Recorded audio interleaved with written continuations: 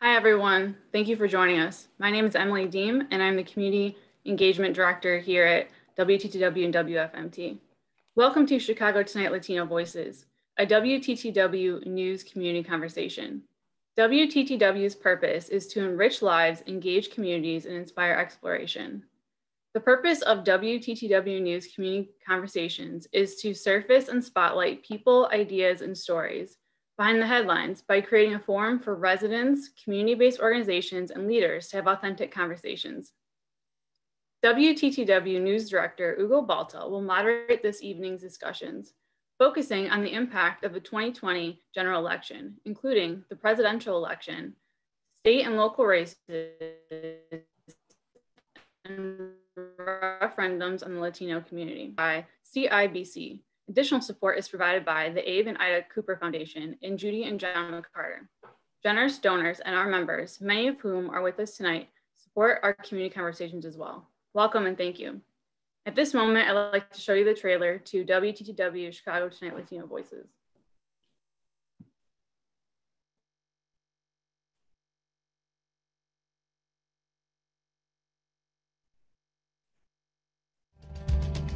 When we first opened up this shop, we wanted to be a symbol of hope for the community, showing that something like this can be successful in a neighborhood like Back of the Yards is truly something special. En los días que no estoy trabajando. The great thing I would say about Albany Park is that while we are defined as a Latinx community, we're a mix of everything. No matter what color our skin is, our blood comes out red, our tears come out clear. This is our community.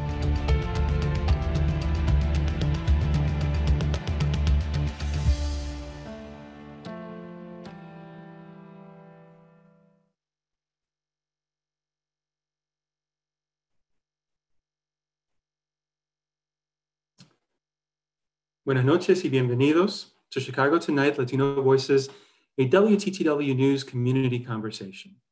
My name is Hugo Balta, WTTW News Director, Executive Producer of Chicago Tonight, and host of Chicago Tonight Latino Voices, and your moderator for this virtual conversation.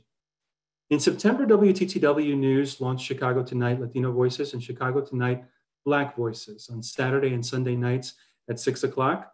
I hope you've had a chance to watch these shows. Along with these programs, we launched our monthly Voices Community Conversation Series, which is what you are a part of right now. It's a way for us to connect with and hear from you. Tonight, we're talking about the election. While the polls closed 4 weeks ago, the impact of the election and how it will affect the Hispanic Latino community is still unfolding. Tonight, we'll discuss mail-in voting, voter suppression, the election results, and what they mean for the Latino community. You're all in listen-only mode, but that doesn't mean you can't talk. We want to hear from you. So please chime in on the chat function with your questions, and I'll be sure to share them with our guests. We're also recording this conversation, and it will be posted on WTTW's digital channels later this week. And keep watching Chicago Tonight Latino Voices and Black Voices. You might see a bit of this session there. Now, before we get into it, I would like to introduce our esteemed guests taking time out of their busy schedules to talk with us.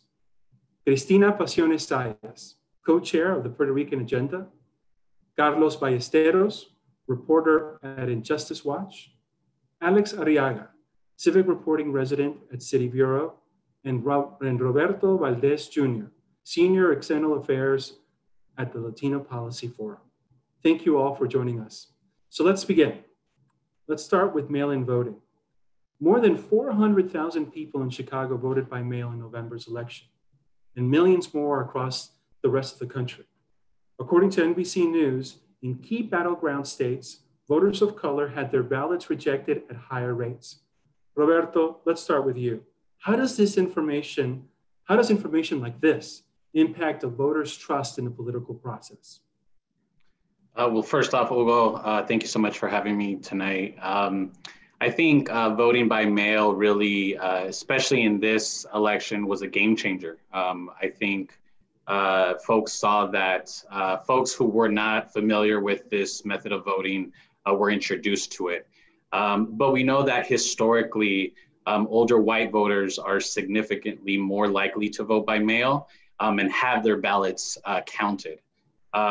We also know that while voters of color and younger voters, they're significantly likely to have their ballots rejected. Why? We know that people of color and younger voters live in low-income communities, which unfortunately do not have the most reliable mail services. So I think that hearing these trends for this election, that the ballots were rejected, isn't necessarily news per se, but I do think it does open up the conversation that we can, what I like to say, chew gum and walk at the same time. And what I mean by that is I think it definitely gives us the opportunity as just the community in general to expand voting by mail efforts, expand in-person voting efforts, and more importantly, in my opinion, issue education efforts around being able to vote both by mail and in person as well. Education certainly is key for the success of any election, and especially for a community like the Latino community, where their access to that education and information is often not there. Christina, what were other issues from your perspective or inequities highlighted for the increase in mail-in voting? I think it's that it required multiple steps. You had to obviously request a mail-in ballot. You had to receive confirmation that your request was received. You then get the mail-in ballot, and you need to spend the time to go through it and understand it and do your research, and then actually either figure out, am I going to drop it in the mailbox? Am I going to take it to the drop-off box that is secured at a voting site? Or am I going to surrender it and actually go in person? There were so many different kind of diversions in this particular exercise this time around that, you know, assumes a certain level of awareness and confidence in the process.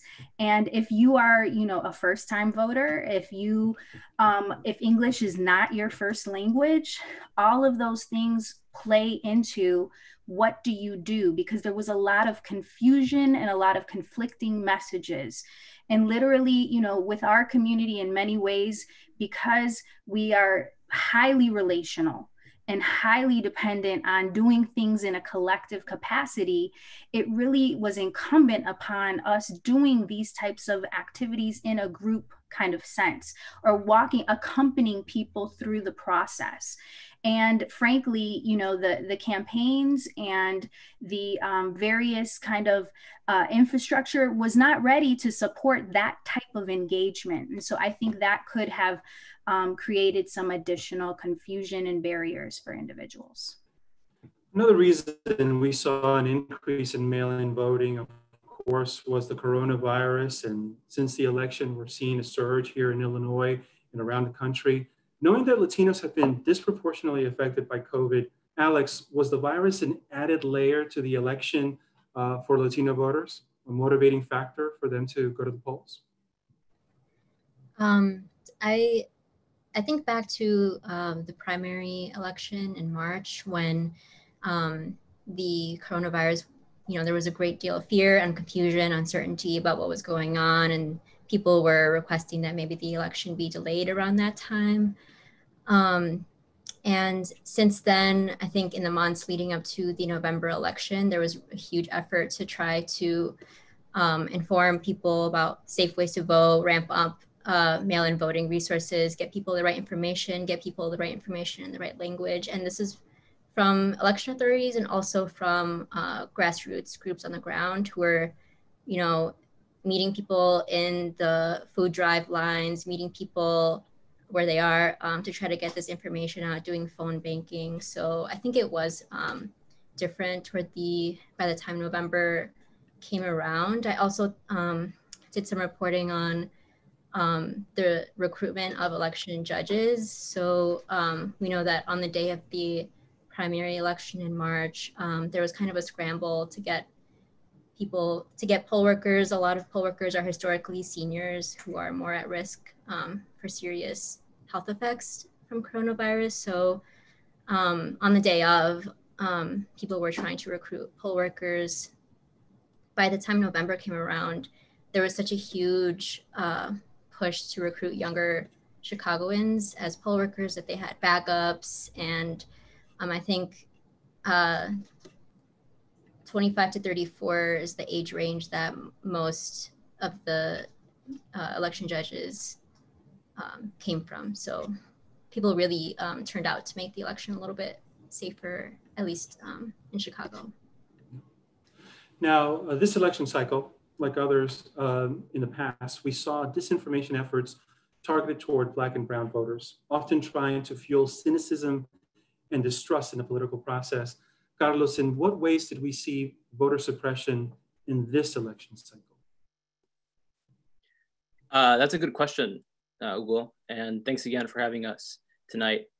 You know, the first thing that comes to mind is that voter suppression in this election looked like voter suppression that we've seen for 2 centuries and change, which is that the Electoral College suppresses more votes than anything else, more than Russian bots on Twitter, more than you know, the problems with mail-in voting. I think the Electoral College, and then so essentially the Constitution, really was created to strengthen white voters in slaveholding states in the South. And that system still empowers white voters the most in essentially those same states now. And I think the fact that, for example, places like California, where 40% of people are Latino, but they have a fraction of their vote carries a fraction of the power than someone in Wyoming, which is like 90% white. Like those distinctions really engage a lot of people. I know a lot of my friends are going to vote because they knew it was going to go for Joe Biden. They knew their vote wouldn't count for much in the grand scheme of things. And I think that kind of disengagement is rooted in the system. And I think we need to take a good look at the Constitution someday and hopefully change that. But I think in terms of also disinformation, I think, yeah, there was plenty of disinformation online. I know my tias and my tios all talked about some form of conspiracy theories around the virus and the election and Joe Biden and China and all this stuff. And I think it does really illustrate the need for media literacy in our schools. And it shows a demonstrated need for people to show up and help folks decipher what they're seeing online. Because I think we're set up to fail. And yeah, I'll leave it at that. A reminder to our guests who are joining us for this community conversation, please send in your questions and your comments. I'll be sharing them with our guests throughout the evening. One of them, and I'm sorry if I mispronounced your name, is from Yera Coral Sepulveda. The digital gap also presents a challenge as much of the push to apply for mail-in ballot was directing people to apply online, she writes. I received a lot of inquiries as a local election official and village clerk of Hanover Park, and I'm happy that we can serve constituents in Spanish, but most local election officials in suburban populations do not have bilingual capacity. Thank you very much for joining us. And that, I think, was noted. One of the issues was language barriers with many of the members of the community, largely, of course, immigrant community that had every intention and every right to vote. We also have another guest, Charles Hessler, who mentions what platforms used, i.e. radio programming, is used in Chicago radio market dedicated to informing the listening public about progress, education, voting in Illinois. How much radio could be used towards that goal? I think that's certainly something we here at WTTW with WFMT certainly always look to collaborate, as well as other news radio outlets in Chicago. So thank you very much. Please jump in. A couple points. First, to the COVID question, and I think Alex did a great job of outlining the barriers, but I do also believe that it did drive a lot of folks to the polls as well. There was a national poll by Latino Decisions right before the November election, late October, that showed either Latino voters who had already voted or were planning to vote, the number one priority was the pandemic and coronavirus. And so I do really, think that with all the challenges and barriers that COVID brought to actually voting, it also engaged folks, knowing that this was a very important election. So I definitely wanted to add that. And then to Carlos's point around the disinformation, we know that Latinos consume their news the most via social media. So I think this disinformation on the internet, online, and social media particularly will impact the Latino community a little more because of that fact, because folks are really getting their news and their information on Facebook, on Twitter, et cetera. So it is something that we should continue to engage with. And Roberto, one thing, and to Ada's point, which I think is fantastic and super important, is that when you have information gaps, like in places like Hanover Park, where the resources aren't available in Spanish, that's where misinformation kicks in. And that's when misinformation can take hold. And so I think it's incumbent on all of us to push elected officials and local governments, especially in places outside of the city that are becoming more low income, more Latino, more just more diverse, to provide those resources to those communities that they didn't have to before, but now they do. For sure. Alex, we got a question again from Charles Hessler, continuing his comment about media. His question is about media organizations informing the public about voting in Illinois. As I mentioned before, Alex, you and other people at City Bureau did a lot of work around this. Could you share with us a little bit about how you did that work? Yeah, so the City Bureau elections team reported with the centering of immigrant communities in our coverage. So that meant that we wrote about how language access is important at the polls, what rights people have for language access. We reported on historic voting turnout in Chinatown and keeping an eye on that, which is kind of historically the lowest in the city. And then primarily we reported a lot around the question of the Fair Tax Amendment. So that was a question on the Illinois ballot where there was a lot of information coming at voters from both sides. And what we tried to do with a mind on immigrant communities is thinking about where we can reach people in the languages that they speak. So the reporting that we did, we translated into Spanish, Arabic, Chinese, and we had kind of interactive flyers that people wouldn't have to touch. They could just scan their phone, use their, iPhone, smartphone. And so that was kind of a strategy that we came up with to try to reach audiences where they are and just post flyers around. And also through the connections that we made with community leaders, we tried to rely on them to distribute our reports as well. Great. Well, look, after the election, we've seen recount efforts often focus in communities with greater populations of Black and brown residents and Democratic strongholds. And many of the Trump's election challenges regarding voter fraud have been in cities with more voters of color like Detroit, Philadelphia, and Atlanta. Cristina, are these challenges another form of attempts to suppress votes and disenfranchise voters?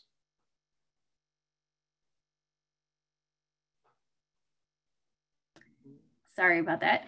Absolutely. Let's just call it what it is. I mean, I think that the incumbent is trying to do whatever to hold on to whatever notion of power that he can. But it is no coincidence that all of these calls for voter fraud and looking into the legal ramifications happen to be in states where we do have large numbers of Latinx and African-American voters. And I think what is to be noted is that in very key states, it was the African-American and Latinx vote that made the significant difference. I mean, I think what's super interesting about a lot of the analysis that's coming out that's talking about how Latinos did not show up for Biden, that is actually not true. What has happened is that you actually have white voters that, particularly white women, that showed up more for Trump. And that is not coming across in the media. And so that's what's super interesting in all of these calls for fraud or whatever. But it totally aligns with the narrative that this administration has perpetually just inundated all of the media sources with, that it just goes along with everything that he has been able to spit out from the beginning about what's wrong with our communities. Now, right after the election, we hosted a panel about this very subject on Chicago Tonight, and you, Christina, were part of that discussion. We also talked with Maria de Los Angeles Torres. She's a professor of Latin American Studies at UIC. Here's what she said about the Democratic Party's efforts in reaching Latinos. One of the things we need to note that actually Democrats lost ground in almost every state except for California and Arizona. And there was a higher, I think the Republicans basically got organized. If you look at the state of Florida, for instance, Biden visited Miami, Florida, 1 time. Donald Trump was down there 16 times. The same thing, interviews given to Univision, only 1 from the Democratic candidate. So I think that the Republicans, if you read my colleague Jerry Cadava's book, The Hispanic Republican, they've been at it since Eisenhower. And they have, in this last round, I think the Democrats decided to go for the blue wall, and they've ignored particularly Florida and Texas. And if you're thinking about the future of the Democratic Party, Latinos now are the 2nd largest voting bloc. That we know it's a variety under an umbrella, but there is a certain umbrella there, that if you write off 2 critical states, you're going to lose ground, not only in the state itself, but you're going to lose local officials and you're going to lose congressional representation. Now, like we just heard from Maria, Republicans have been making inroads with Latino voters for decades. This election, President Trump's focus on religious freedom and his stance against abortion helped him make inroads, not just in Florida or Texas, but in states across the country like Massachusetts and New Hampshire. Roberto, have Republicans been able to reach out to Latinos as a non-monolithic group in a way that Democrats just haven't been able to? I think Republicans are consistent with what they have been doing for the past few general elections. I mean, when you look back to 2004, and George W. Bush's election, 44% of Latinos voted for Bush in that election. In 2012, he received 27%. Romney received 27%. So I think that, to answer your question, Hugo, I think it's been consistent with what the Republican Party has been doing these past few elections. I do continue to amplify that, the Latino community is not monolithic. And I think, unfortunately, sometimes the Democratic Party continues to push that narrative. But I just also think that, unfortunately, there's not enough attention. There's not enough, media being paid to in regards to the Latino community. Even our own gubernatorial race, we saw our local Spanish media market not receive enough attention when reaching out to the Latino community. So I think it's an ongoing struggle, but I don't think that anything really changed this year. And to be honest, final point, I really think one narrative that's being missed is the actual voter turnout of Latinos in this general election, right? We know that half of all new voters in the country were Latinos, right? That's something that should be celebrated. And I think sometimes we, fall into this trap of, well, they voted one way or the other. I think we should celebrate the fact that we are increasing our turnout, and that our community is diverse, and that includes political parties as well. Let's talk a little bit more about the Latino vote and also expectations in regards to perhaps the Democratic Party. We're in a blue city, in a blue state, so neither party for the presidential election focused a great deal of effort in campaigning here. Carlos, is there a sense that Latino voters in Chicago are just expected to turn out for the Democratic Party, both for national and local elections? I guess so, but it's also just that there isn't any real alternative for them to vote, for or against. The party kind of limits their options even before they even get to the ballot box, But I do think that the issues concerning the Latino community here in Chicago and Illinois are very different from the issues concerning the Latino community in Florida, Texas. Like, I think I forget, and I wish I could remember, but I don't remember from where I heard this from. But the best analogy I can think of when it comes to the Latino vote is that it really represents a battleground state in every state. You know, every state had its own like internal battleground dynamics when it comes to the Latino vote, depending on the particulars of where they are. And I agree with Roberto and Cristina. You know, I don't think much changed this election, and it is good to see turnout numbers increase. But I do think that it is an important signal for the Democratic Party to understand that Latino voters aren't solely interested in representation. And by that I mean, like, it was kind of easy to be the anti-Trump and to be the anti-Republican in this election for the Democrats and be like, you know, I'm not that guy. You know, I'm not gonna do or say what he says. But aside from and that kind of revolves around immigration a lot. But for Latinos and like fourth generation Latinos in Texas or New Mexico, like those issues don't really matter a lot. And they care more about issues aligning with their class status or their nationality or their gender, you know. So I think slicing up the Latino vote like that and understanding it in a more nuanced way is beneficial to all of us, because I'm pretty sure all of us here are tired about hearing the same tropes and analysis about the Latino vote every election. Yeah, for sure. One of the things that, and it's a topic that always comes up, certainly not the sole reason for motivating voters to get out to the polls, is immigration. And Alex, City Bureau's election coverage centered a lot around immigrant communities. What did you hear from those you talked with about key issues, both for Latino immigrants, but really other immigrant communities in the Chicago area? Yeah, in our reporting, we definitely were not necessarily reporting on the question of Biden versus Trump, but the issues that we asked Latinos and other immigrant groups about were about what kind of resources they want for their communities. So we did reporting around the graduated income tax. We've done reporting around the census. City Bureau has done a lot of reporting around the budget in the city. So what we hear over and over from these communities is we want better schools. We want our sidewalks repaired. We want safe streets. We want better parks. Like, these are, the basic things that are not necessarily just an immigration issue, but it's these immigrant communities and where they end up here in the city and what those priorities look like.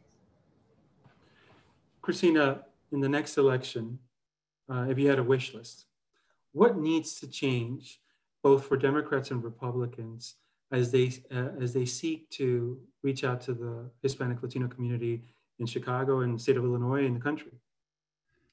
I think it's the acknowledgement and the respect of community-based grassroots movements, because that's ultimately, they were the winners in this election in terms of mobilizing the community across generations, across immigration status, across the country. If those organizations did not do the ground game, knocking doors, phone calls, text banking, TikTok videos, like engaging all types of platforms, we would not have seen the turnout that we saw. And I mean, to Carlos's point, for Biden, in many ways, Biden is a door. He's not a destination for our community or for other communities of color. And so people were motivated to get out of the current situation. But we have to acknowledge that both parties need to recognize the power of mobilizing at the grassroots level and dedicating resources to the nuance and the complexity of all of the issues that are important to us. Because ultimately, we are three-dimensional, intersectional human beings that care about living our best lives as much as the next person. We want to be beyond survival. And I think the problem is that many candidates just appeal to basic needs. And so that's what my wish is, that any candidate comes to us fully respecting the power that we have as a collective and the entitlement that we deserve to be honored and respected as a full human being in partnership in this democratic process. I want to quickly echo something that Alex, and both Christina and Alex said, which is that the Latinos care about other issues than just the Latino vote, whatever that means. Like housing is a Latino issue, an immigrant issue, education, healthcare. You know, I think of Bernie Sanders winning the Nevada primary. And even though he was not Trump also, he was also just a Democrat, but he ran on universal healthcare and tuition-free public education, higher education, $15 minimum wage. You know, these are the issues that really kind of drive the vote for Latinos. And should be respected as such. And I'll just add on to that. I know that polling is not the most popular entity after the past couple of presidential elections, but you know, year after year, when Latinos are polled, healthcare, the economy, education are always above immigration, right? When asked what issues are important to them. So you know, there's even data to back that up as well. Great. I want to mention a shout out from Ida again, and definitely she mentions that the Latino vote, Democrat or Republican, has to be earned, and we seek to have our voices represented by candidates that carry our perspectives. And she wants to give a shout out to the Latino women that are pushing into the suburban political landscape and engaging the Latino vote in new areas. And she mentions Karina Villa, for example, who beat out Overweiss district, who flipped the Overweiss district against a bold and radical Republican candidate. I also think, another notable is Iris Martinez, who was elected as the first Latina Cook County in Cook County Circuit Court. So certainly lots of wins in this election for Latinos, many of them certainly led by Latinas. Let's move on now to talking about the other parts of the election cycle, thinking about locally. Carlos and Justice Watch developed the voter's guide for the judges who were up for retention during this election cycle. We talked with Jonah Newman last month about the guide. Let's listen.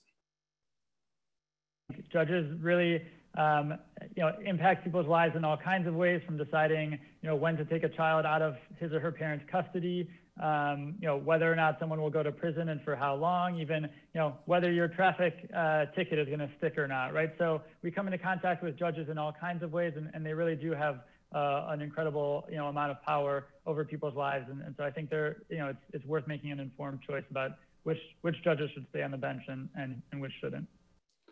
Carlos, what were the highlights of the judicial elections, and what was the impact to the Hispanic Latino community? Yes, so I think highlights for sure, and I think this ties into the second question, is that across the board, we saw a lot more engagement from voters on the judicial side of their ballot. We had near record turnout in general, but we also had record numbers of people voting for judges up for retention. So for example, we're still crunching the numbers and we're hoping to release a story on this soon, but from the analysis that we already did, we can see that and on average, 7 out of 10 people who voted in this election also voted either for or against the 60 judges up for retention. That's compared to less than half of voters a few elections ago. So people across the board, Latino communities, Black communities, white communities, across the board are caring more about the judicial retention races here in Cook County. Like Jonah mentioned, it's super important. Judges can't hold people's lives in their hands, and we have the right and the privilege to either keep them or kick them out if we think they're doing a bad job. And two things I want to highlight from the judicial elections really quick. One is that Judge Mauricio Araujo lost his seat in the race, although he had already resigned in October following a disciplinary hearing that substantiated sexual harassment allegations against him at the workplace. So he was already gone, but his name was still on the ballot. And even though he had already retired, more than half of voters kicked him out, voted no against him. which is a good sign, that's how the system is supposed to work. A judge that's found to be doing something bad as sexual harassment at the workplace, being not held for retention. Another judge also lost her seat, Judge Jackie Portman Brown. And she was up for retention. She was actually trying to keep her seat. And that marks the second election in a row that voters in Cook County have kicked someone off the bench. So the last one was 2018, and people kicked out Matthew Coughlin. But before 2018, it had been 26 years since voters in Cook County had kicked a judge off the bench. So it was almost a 30-year gap. And then 2 elections in a row, we've seen it happen now. And so it's a sign that people are caring more about their judges. People are making more informed decisions, I think, about what judges they want to see on the bench. And we hope it's not a fluke, and we hope that it continues to rise because it is important. Another big topic locally was the graduated income tax amendment. On election night, reporter Amanda Vinicky talked to Graciela Guzman of the Healthy Illinois campaign about her support for the amendment, and Lisa Druss of the Coalition to Stop the Proposed Tax Hike Amendment. Here's what they both said. I'm talking to thousands upon thousands of voters, along with so many folks in our coalition this election cycle. And what we're hearing from folks is we're in need. We're in need of something to combat the vast inequity that has been in Illinois for so long. And the tax relief that's afforded under this amendment offers that. Tax relief, and then of course it brings in additional revenue. Where do you want that money to go? Where should Illinois politicians put it? Absolutely. The $3 billion that could be generated under the fair tax, our members tell us it should go to healthcare, it should go to jobs, it should go to infrastructure, things that are common good. And that, again, that we should all be positing amounts toward. You know, the same politicians that gave us 2 tax hikes in the last 10 years, were $8 billion in debt, absolutely have the same power they do, and they're the same ones that got this into this mess. And now they want to hike our taxes, and they want to ask us to trust them. But the difference is the tax brackets. We don't have those now. They can set them, they can expand them, and these rates could change the day after the election.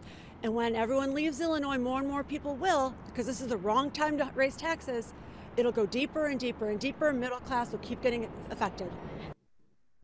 Alex, advocates for immigrant organizations said the graduated income tax amendment would be good for immigrant communities. How would the graduated income tax amendment have affected immigrant communities, including the Hispanic Latino community? It's definitely interesting to kind of dig into some of the results over the graduated income tax. I thought it was interesting to see some maps that broke it down, and you kind of got to see where in some suburban areas that Biden won, who supposedly ran on a more progressive platform, is some of the areas that ended up going against the fair tax amendment. In Chicago, I think 71% of voters voted yes on that question. In our reporting, we centered immigrant communities and how they would be impacted. So some of the advocates who were for the fair tax amendment, they mentioned social services, healthcare, schools, infrastructure, like you just heard. But I think that they were up against a lot of the weaponized distrust towards Springfield, which I think that Democratic leadership does have to own in some form and kind of regroup from that result. Because Pritzker, we already heard him say that there will be budget cuts to come, and these immigrant communities will have to deal with that. And so some of what I've heard is kind of just looking back to how these leaders have gotten these communities through this year, including leading mutual aid initiatives, just keeping connections with their communities, keeping them afloat and keeping each other afloat. There's also at least one policy initiative that I've heard, which is some advocates are pivoting to advance expanding access to the state's earned income credits, so that could possibly be a benefit for low and moderate income earners to reduce owed taxes and possibly lead to cash refunds. So for immigrant communities, one way that could be expanded is that people who use individual taxpayer identification numbers could possibly qualify for that. So that's one way that these groups are kind of pivoting and trying to find, okay, I keep hearing, let's prepare for austerity. What does that even mean? But these are, some of the strategies that people are thinking about what might happen in the years to come. Another amendment on the ballot was broadband access. 90% of voters said that the internet should be a public utility. Christina, what's next for this non-binding measure? According to Kids First Chicago and the Metropolitan Planning Council, about 1 in 5 children in Chicago under the age of 18 lack access to broadband, most of whom are Black or Latino. How has remote learning and access to broadband affected inequities in education? I think it's no surprise that it is exacerbated inequities with respect to not only not having access to devices, but not having access to stable connectivity. You have children in households that are utilizing their phone to access educational resources and classes. You have literally children sitting in bathtubs trying to do their classes because that's the only place where they can have a quiet space and focus. I think it's definitely, the framing is totally accurate to look at this as a utility. It's just as important as our heat, our water, and our electricity. And so I think it's just, to me, a matter of trying to scope out, what does the infrastructure look like? How do we leverage public and private relationships to be able to reach across rural communities, suburban communities where we have glitches, as my kids call it, across the city, so that we have stable connectivity? Because in many ways, the education in the remote learning space is just the beginning, right? If you're not able to apply to a job via online, because now everything is going in that kind of direction, you then can't, sustain your home or pay your bills. And so it's a lifeline, and we have to prioritize it as such and do what we need to do to build the infrastructure to get it across our state. Great. One quick question, and unfortunately these 45 minutes have gone flying by, but I have one question for all of you, and in 30 seconds, if each of you can answer this question, and we'll start with you, Roberto, and then Carlos and Alex and Cristina. Now that the election is over, we move into what will likely be a handful of very difficult months amid the coronavirus, which continues to, of course, disproportionately affect the Latino community. What will you be looking for at the national, state, and city level in terms of how government officials will act and respond to this crisis? More COVID-19 assistance, Hugo. Cash assistance, housing assistance, assistance to those community organizations who are doing the tough work. I know right now DC is deadlocked, but seeing some action there, and hopefully that trickling down to state and local actions as well. Carlos. Yeah, money at all places. Money for people individually, money for cities to rebuild, money for the federal government to build infrastructure. I mean, it's just, I really do hope the federal government isn't afraid to run a deficit. We've been here before, we did it in the New Deal. It's time to do it again. People need to work, people need jobs, and we have stuff to do. It's not that there isn't work to do, it's just that the money isn't there to do it. So I think we should provide those funds and get it done. Alex. Yeah, Roberto mentioned earlier that the pandemic was #1 issue, especially for voters who went for Biden. So I think we definitely want to see the results of that. Yeah, money, resources. The state is broke. The city just passed an austerity budget. I think, the census was kind of a fluke, and communities are going to lose out on some resources and that they desperately need. Cristina, you have the last word. I would agree with all of my colleagues. I would just add grounded, representative leadership, people who look like the communities that they reflect and center and prioritize our needs. The accountability piece is going to be really key, in transparency and all of the decisions that we're making. Innovation. We need to reimagine all elements of our society and systems, because what COVID has presented to us is that the way we operated before is no longer tenable. And therefore, we need to be ingenious in how we respond and have that long and short-term game in mind as we're moving ahead.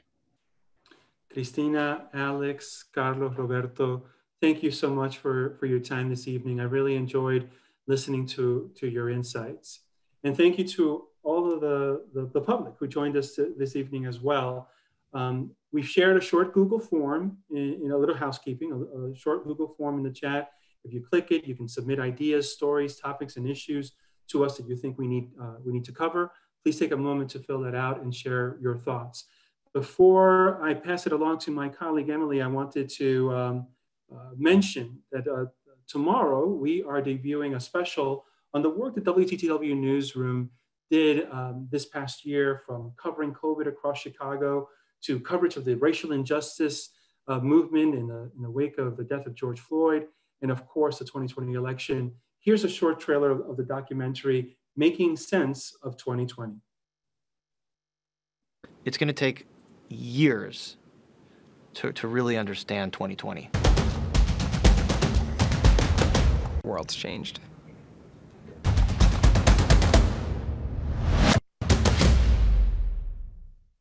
And that's tomorrow night at 7:30 on Channel 11, right after Chicago Tonight. Thanks again for joining us this evening. Please join us next month on Monday, December 28th at 8 o'clock in the evening. Brandis Friedman will host the Chicago Tonight Black Voices Community Conversation, where she'll talk with community leaders about the significance of Watch Night and New Year's Day celebrations to the Black community. Now, over to my colleague, Emily.